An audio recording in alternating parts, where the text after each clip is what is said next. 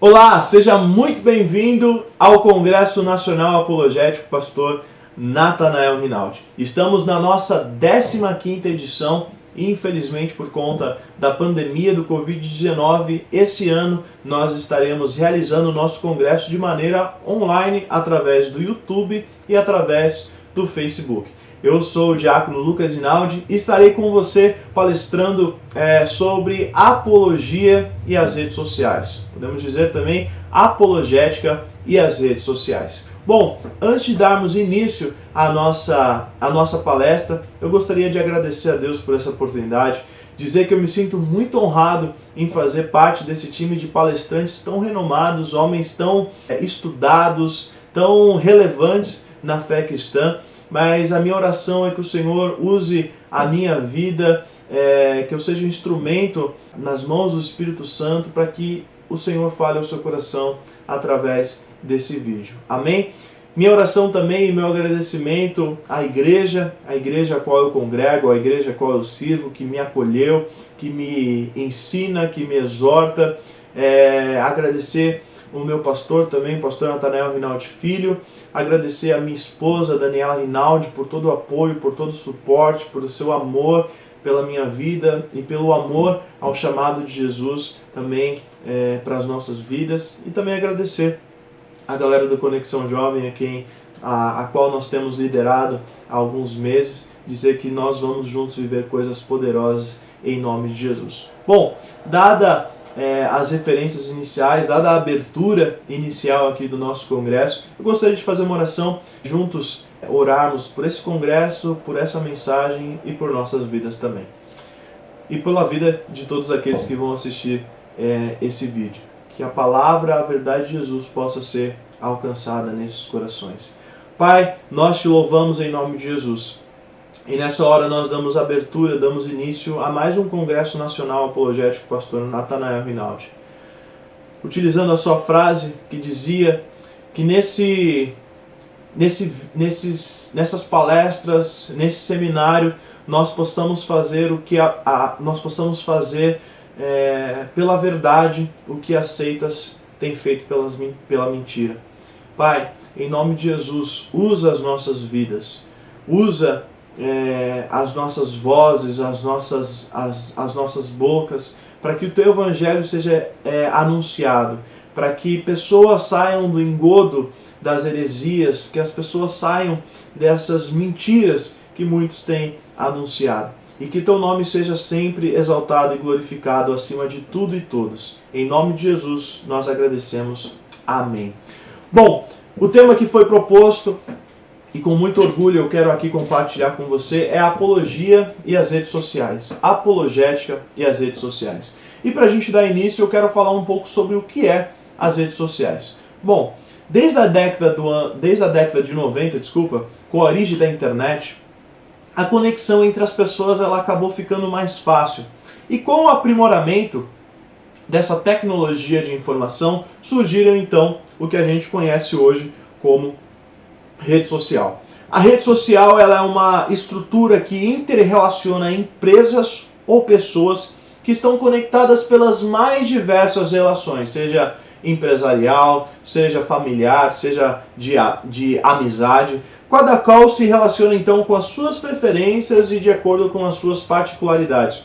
Trata então de uma ligação social e uma conexão entre as pessoas. Atualmente, hoje, existem diversas redes sociais, dentre as quais nós podemos destacar as mais famosas, as mais importantes: YouTube, Facebook, Twitter, Instagram. Nós também podemos destacar a rede social profissional, o LinkedIn, que trata a relação entre empresas, escritórios e as pessoas que vão ser contratadas. Então, hoje em dia, a rede social é uma ferramenta, eu posso dizer que faz parte do nosso dia a dia. A rede social hoje em dia ela é de suma importância para a igreja. Eu digo para a igreja porque nesse momento de pandemia nós tivemos que praticamente nos readaptar ao modo de como ser igreja, de como fazer culto, de como congregar. Por conta da pandemia que nós estamos atravessando desde março, por exemplo, a nossa igreja, a Igreja Evangélica da Paz, ela nunca tinha feito os seus cultos de maneira ao vivo, ela nunca tinha feito transmissões ao vivo.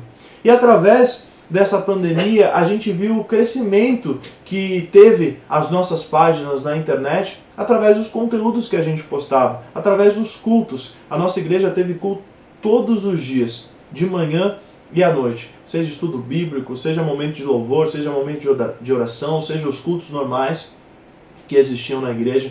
Então, com o surgimento das redes sociais, os relacionamentos ficaram mais fáceis, as relações se tornaram mais, podemos assim dizer, mais próximas. É claro que existem os pontos negativos, é claro que existem pessoas que não sabem utilizar essa ferramenta de maneira correta, e sim, utilizam essa ferramenta de uma maneira muito errada. Mas nós não podemos menosprezar o tamanho e a grandeza dessa ferramenta para o Evangelho de Jesus Cristo.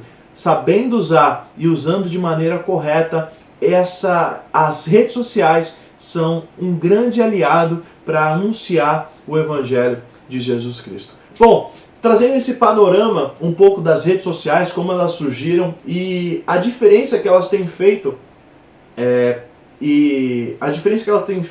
nos nossos dias, principalmente desde março, que nós praticamente ficamos em casa todos esses meses, a gente viu o poder, a grandeza dessa ferramenta. Eu posso usar aqui como testemunho pessoas que hoje em dia, graças a Deus, mês de setembro, nós estamos voltando com os nossos cultos presenciais e nós estamos recebendo pessoas que assistiram às nossas lives, pessoas que foram alcançadas pelas nossas lives, hoje congregam com a gente também de maneira presencial, pessoas que assistem a gente de outros países, pessoas que assistem a gente de outras cidades espalhadas pelo Brasil. Então nós damos glórias a Deus porque o Senhor tem usado essa ferramenta para que o Evangelho dele cresça e para que a verdade do Evangelho seja pregada. Então, com essa abertura um pouco sobre o que são as redes sociais, eu quero falar também um pouco sobre o que é a apologética. A palavra apologética é o nome que se dá à defesa da fé.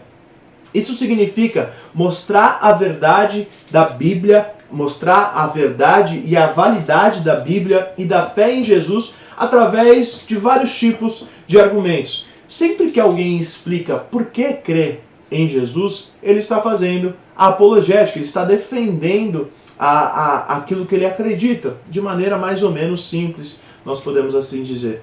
A apologética, então, significa a defesa ou a promoção de qualquer coisa por meio da argumentação. Hoje em dia, essa palavra é muito usada no meio cristão. Então, a Bíblia diz que nós devemos estar prontos para explicar a razão da nossa esperança, a razão da nossa fé a quem nos pergunta. Isso está lá no livro de 1 Pedro, capítulo 3. Inclusive, é nesse livro que eu quero basear a nossa palestra de hoje. Quando então damos as nossas razões, nós estamos fazendo a apologética. Amém? Bom, eu quero compartilhar com você um pouco sobre esse texto que eu acabei de mencionar, de 1 Pedro capítulo 3, e eu quero falar com você os versículos 15 e 16. Diz assim o texto de 1 Pedro capítulo 3, versículos 15 e 16. Antes, santifiquem Cristo como Senhor em seu coração. Estejam sempre preparados para responder a qualquer pessoa que pedir a razão da esperança que há em vocês. Contudo, eu quero que você fique marcado com essas próximas palavras. Contudo, façam isso com mansidão e respeito, conservando a boa consciência, de forma que os que falam maldosamente contra o bom procedimento de vocês, porque estão em Cristo, fiquem envergonhados de suas calúnias. Amém?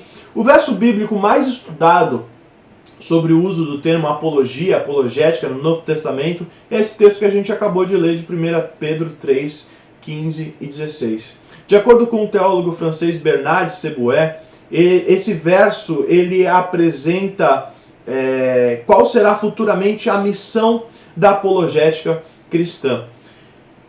E, de fato, esse texto de 1 Pedro 3, 15 e 16, esse texto pode ser descrito como uma declaração bíblica clássica para a apologética. E o que esse texto ensina?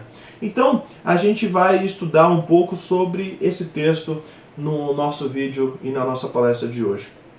Toda a epístola de 1 Pedro, e em particular o contexto a que pertence os versículos 13 ao 17 do capítulo 3 de 1 Pedro, demonstram um clima tenso de hostilidade. A carta ela foi escrita mais ou menos na década de 60 depois de Cristo, época em que o imperador Nero reinava. E Pedro ele pretende confortar os seus leitores diante da ameaça que existia de perseguição aos cristãos. A sua questão é: como agir diante de uma possível perseguição? O que fazer diante de uma possível perseguição? O apóstolo ele apresenta uma argumentação positiva. Ele confia na lógica da reciprocidade. Por exemplo, aquele que regula a vida civil, aquele que deveria regular a todos nós, mas nós sabemos que na verdade não é sempre assim que acontece. E uma das ênfases está lá em 1 Pedro capítulo 3, versículo 13, que diz assim: e quem vos há de fazer mal, se sois zelosos pelo bem? É uma pergunta retórica e é uma, ao mesmo tempo que é uma pergunta retórica, ela traz uma certa sensação de alívio para quem está lendo. Você fala assim, você pensa, é verdade, quem vai fazer mal se eu estou fazendo bem? Quem vai me fazer o mal se eu estou fazendo algo positivo, né? E então essa pergunta retórica, ela tem uma resposta consoladora porque ela indica que ninguém faz mal àquele que é zeloso pelo bem. Pois o bem, ele é apreciado por qualquer tipo de pessoa. Você fica feliz quando alguém faz o bem para você. Eu fico feliz quando alguém faz o bem para mim.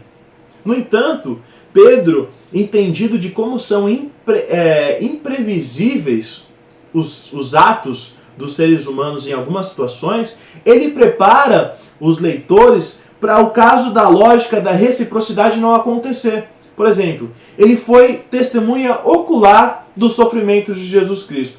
Jesus foi bom, mas muitos pagaram com maldade a bondade de Jesus. Por isso, Pedro, ele alerta aqui os seus leitores que em algumas situações o bem ele pode ser retribuído com inimizade. Isso está lá em 1 Pedro 2,19, 1 Pedro 3,14. E certamente esse ensino de Pedro ele foi assimilado do que ele ouviu do próprio Jesus. O apóstolo ele tem a convicção de que a força do bem logra vitória e que os cristãos eles devem dar prova disso.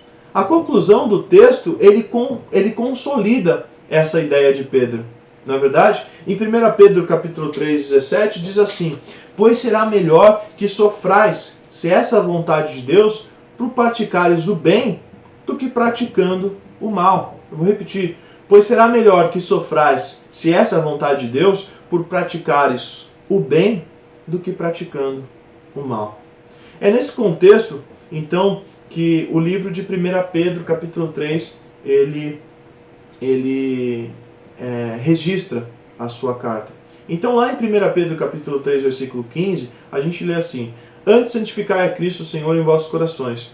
O apóstolo, ele convida os cristãos a santificar a Cristo, o que é feito quando Jesus é reconhecido como Senhor das nossas vidas, indicando alguém que possui pleno controle sobre as nossas vidas. Jesus ele deve ser reconhecido no coração do cristão como o Senhor. Então, quando a gente tem essa certeza, a gente tem que ter também não só essa certeza e ignorar os outros fatos. A gente tem que ter essa certeza que Jesus é o Senhor da nossa vida, mas a gente deve seguir o que o Senhor da nossa vida nos ensina através da palavra de Deus. Amém?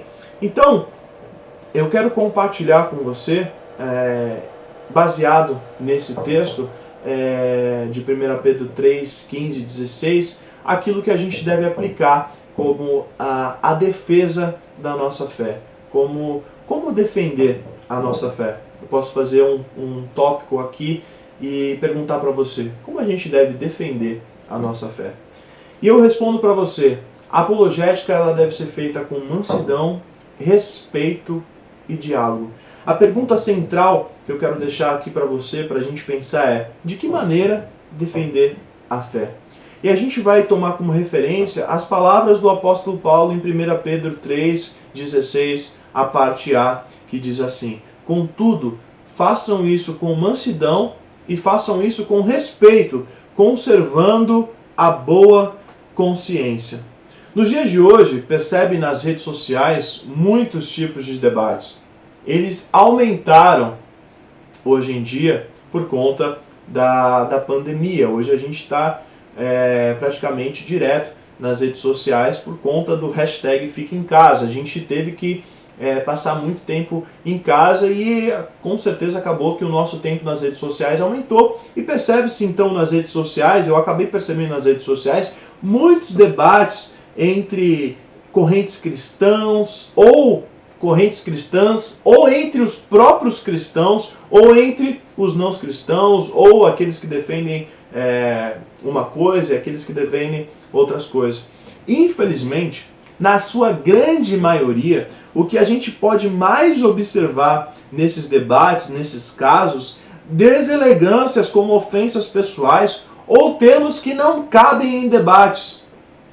Palavras, nós podemos dizer assim, xingamentos evangélicos. Pessoas se utilizando de palavras e de expressões que não coadizem com aquilo que a gente prega sobre Jesus. Esses fatos, eles são nocivos porque as pessoas que assistem, elas podem ser levadas a entender que é dessa forma agressiva que deve defender a fé, ou às vezes pelo contrário, a pessoa não tem nem interesse em querer ouvir a sua posição, porque o jeito que você fala, o jeito que você emprega, as palavras que você emprega, não chamam não despertam o interesse daquela pessoa em saber. Por exemplo, eu e meu irmão, a gente tem hoje um relacionamento incrível. O meu irmão é o meu melhor amigo, eu amo conversar com ele, mas o nosso relacionamento foi muito conturbado antigamente. A gente tinha uma diferença considerável e a gente brigava muito, porque quando acontecia alguma coisa, eu começava a gritar com ele, eu começava a não falar de maneira calma com ele. E ele falava pra mim, você começou a gritar, eu nem te ouço mais. Eu nem te escuto mais. E isso me chamou muita atenção um dia que ele falou comigo. Por que você está gritando? Você acha que eu vou te ouvir que você está gritando? Não dá nem para entender o que você está falando. Se começar a espernear, não consigo entender. Isso me chamou a atenção. E é verdade. A gente não quer ouvir uma pessoa que fica ali gritando, fica falando um monte de bobagem. Aquilo não chama a nossa atenção. Aquilo não faz a gente enxergar aquela pessoa como alguém que está dizendo realmente aquilo que vive, aquilo que está pregando. Então, hoje em dia, a gente vê esses fatos acontecerem muito. Pessoas defendendo a fé de uma forma agressiva, levando isso a encontros familiares, reuniões na igreja, de debates em escolas, debates em posts de Facebook, debates em Instagram, em Twitter. Então, à vista de tais condutas, é importante recuperar as palavras de Pedro ali na sua carta de 1 Pedro capítulo 3, 16. A gente deve estudar e aplicar essas palavras, aquilo que o apóstolo nos ensinou. Pedro, no texto citado, demonstra que defender a fé significa agir com delicadeza, agir com decência, agir com respeito. A preocupação do apóstolo era que o cristão não humilhasse aquele que não concordasse com a sua visão. A verdadeira atitude diante de ódio, diante de revolta, é a mansidão, que facilita o abrir do coração daquele que não concorda, por exemplo, com a fé cristã. Pedro, ele enfatizou, e aqui eu digo de novo, não pode haver antagonismo entre o conteúdo da mensagem e o tom da pregação.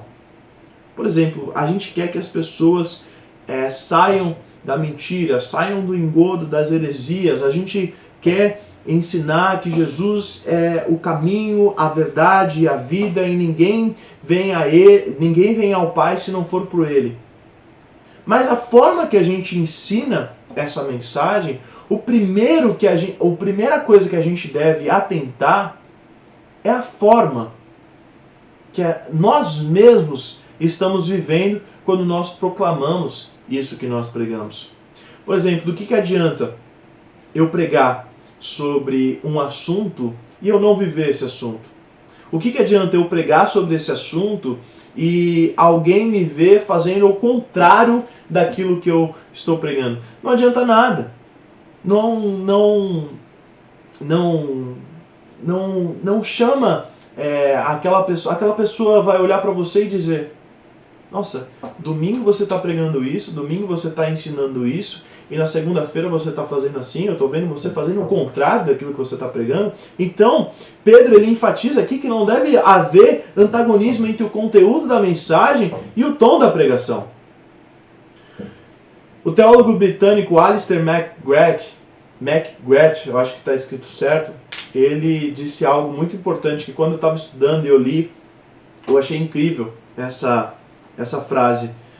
Ele diz assim: o evangelho só deve causar dificuldades por sua natureza e conteúdo intrínsecos, não pela maneira que é anunciado.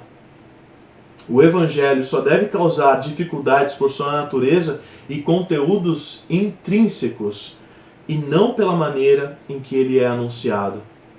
E ele completa dizendo o seguinte: uma coisa, olha, presta atenção nisso, uma coisa é o evangelho ser motivo de ofensa, outra bem diferente é os seus defensores serem motivos de ofensa pela escolha pouco sensata das palavras a serem empregadas ou por sua atitude agressiva e desdenhosa em relação ao de fora. Eu vou repetir. Uma coisa é o evangelho ser motivo de ofensa, outra bem diferente é os seus defensores serem motivos de ofensa pela escolha pouco sensata das palavras a serem empregadas ou por sua atitude agressiva e desdenhosa em relação aos de fora. Então, essas palavras requerem que aquele que defende a fé cristã, nós que defendemos a fé cristã, tomemos a incumbência de nos esforçarmos para desenvolver diálogos que tornem a mensagem proclamada do Evangelho